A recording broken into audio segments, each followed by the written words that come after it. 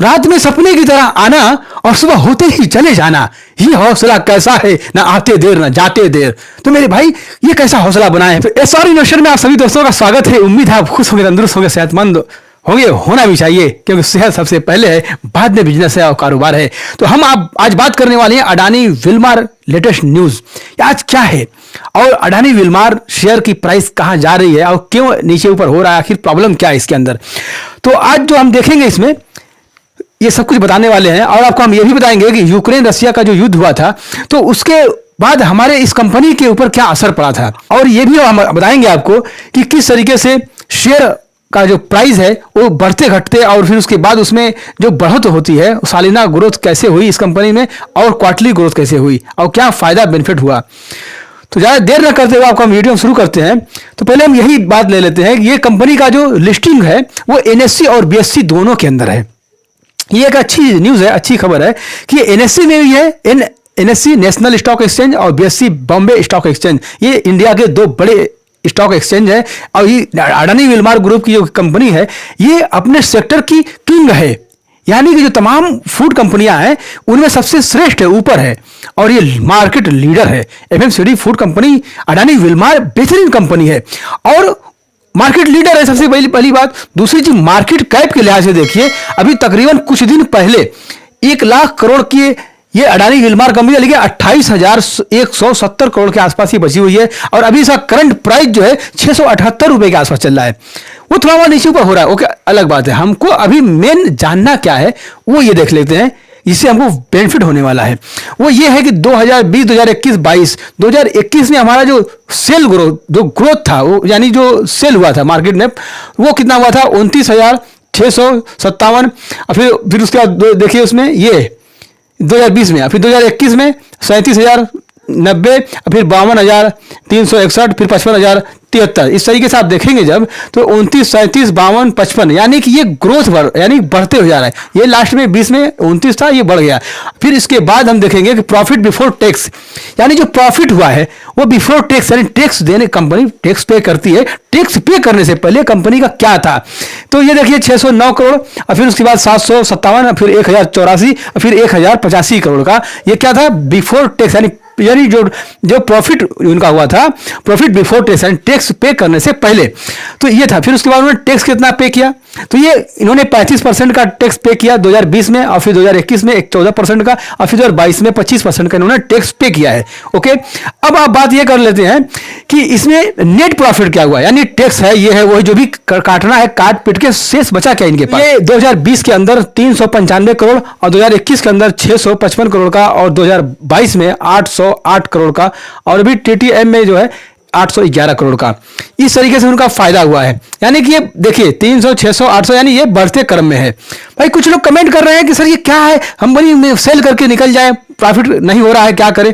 भाई किस हिसाब से सेल करेंगे और किस हिसाब से आप इंटर हुए थे, पहले आप सवाल तो पूछिए अपने आप से कि क्या देख के आप इंटर हुए थे। जब इंटर जो हम देखे हैं और जब उसके बाद हम क्या देख के निकलना चाह रहे हैं, तो हमको ये बात सब कुछ देखना चाहिए। अब देखिए 34 ये EPS, इसका EPS पर शेयर जो होता है, अर्निंग पर शेयर, ये देखिए 34 रुपए का, ये 57, 6, फिर 6। तो ये घटा क्यों, अभी देखिए हम बात करने वाले हैं कि यूक्रेन रशिया का जो युद्ध हुआ, रॉ मटेरियल जो है एडिबल ऑयल का, तो 19% वहीं से आता था, और वहां से आने के बाद जब वो प्रॉब्लम हुआ, वो एक्सपोर्ट कर रहे थे, अब वो क्या किए, अब वहां पर जंग चल रही है, इसलिए अपने इंडिया के अंदर देखिए तमाम जो है रेट बढ़ने लगा, और तमाम तरह से प्रॉब्लम हो गई FMCG कंपनी में, या फूड कंपनी सारी डिस्टर्ब हो गई उस समय।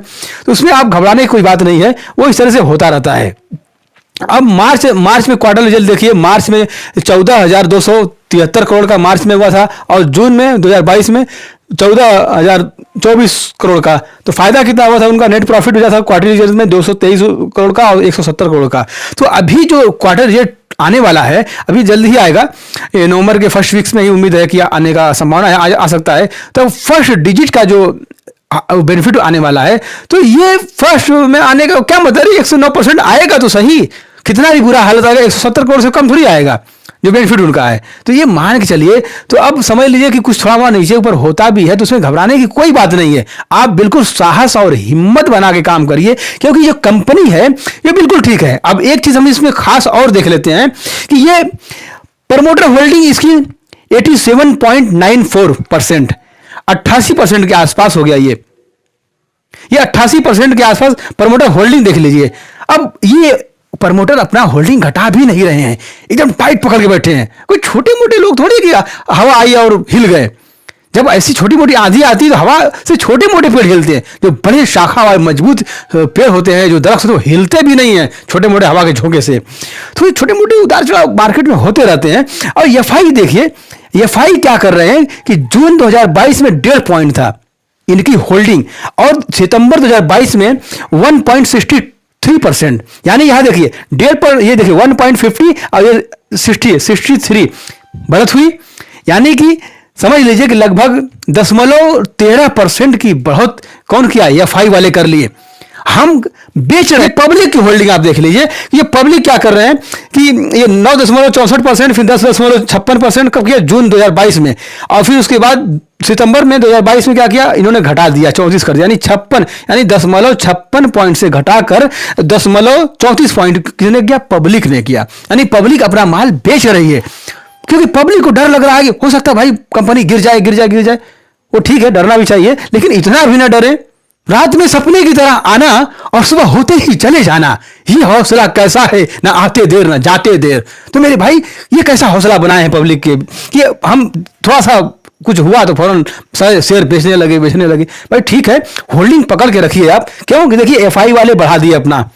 और दूसरा डीआई वाले ये भी क्या किए थे कि सितंबर मार्च 2022 में 41%, यानी 41% की होल्डिंग थी, और जून 2022 में 0 कर दिया इन्होंने। फिर डीआई वाले क्या किए? सितंबर 2022 में 0.09 पॉइंट का एंट्री ले लिया। यानी डीआई वाले भी बढ़ रहे हैं और एफआई वाले भी बढ़ रहे हैं, पब्लिक भाग रही है।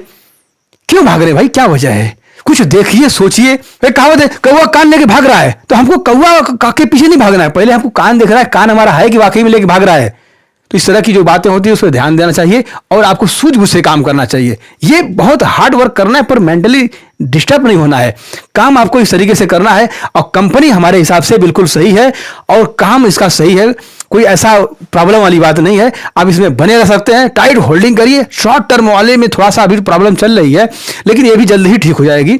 लेकिन अभी आप नई एंट्री बिल्कुल मत बनाइएगा, क्योंकि नई एंट्री में हो सकता है कुछ करेक्शन होकर नीचे आ जाए। तो जब ये आ जाए, काफ़ी लेवल इसका मिल जाए आपको, तो हम बताएंगे आपको फिर नेक्स्ट वीडियो में।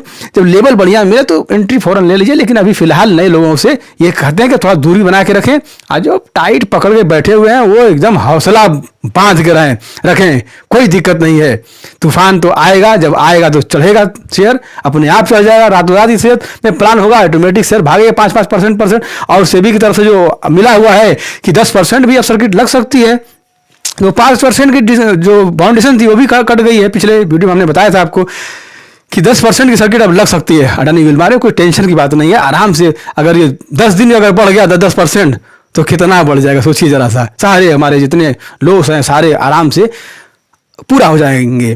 तो आपको हौसला बना के रखना है, टेंशन ज़्यादा नहीं लेना है, और कंपनी में जो लोग होल्ड किए टाइट पकड़ के रखें मजबूत।